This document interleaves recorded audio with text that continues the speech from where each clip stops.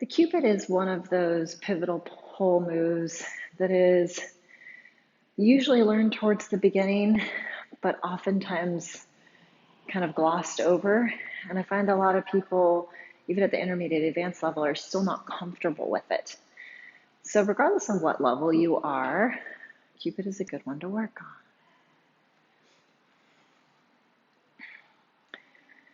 The Cupid is one of those moves in pole that's beautiful by itself, but also works into a lot of transitions in pole. As you start to build combos, you'll see it a lot, passing from one move to another.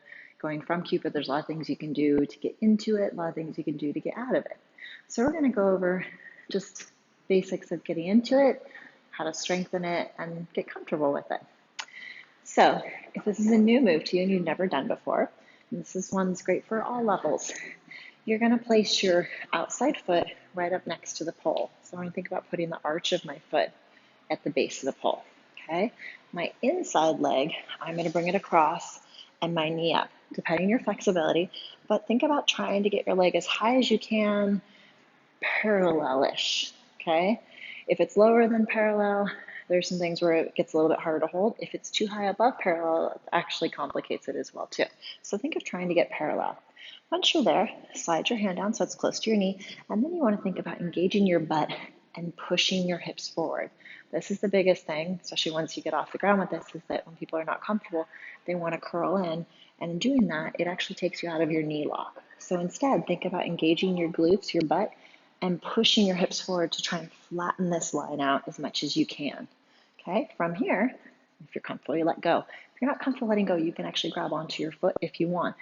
But this is one of those moves that it's not going to feel locked in until you lean away, because you have to have the push of your bottom foot and the pull of your top knee. Okay, if you're here, you have a slide and a push. It's not an even push and pull. Okay, so from here, pushing out. If this is new to you and challenging, just work on this. Work on little holds, work on little pulses, trying to squeeze your heel to your butt.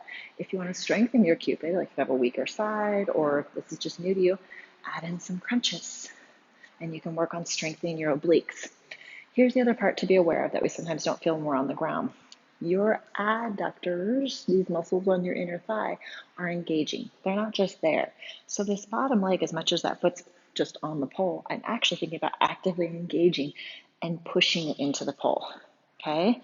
The top one, I'm thinking about heel to butt and pushing my hips forward. Okay? So as you start to get comfortable with that, you can take it aerially.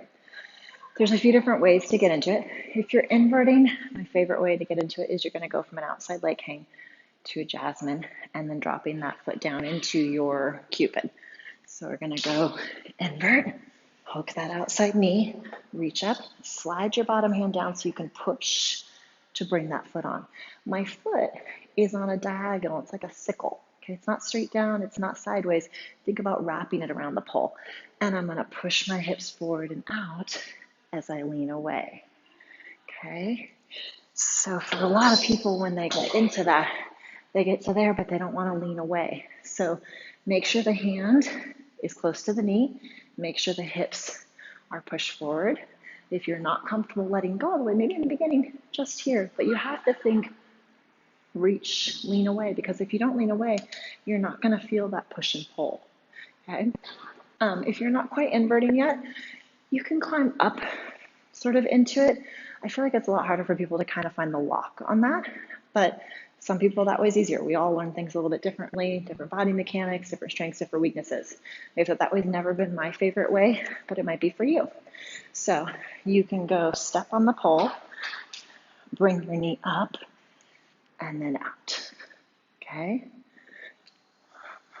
So things to think of when you're working on your Cupid. That bottom foot is in a sickle around the pole. Think about trying to get as much surface area on the pole as you can. You're actively engaging that inner thigh and pushing it into the pole.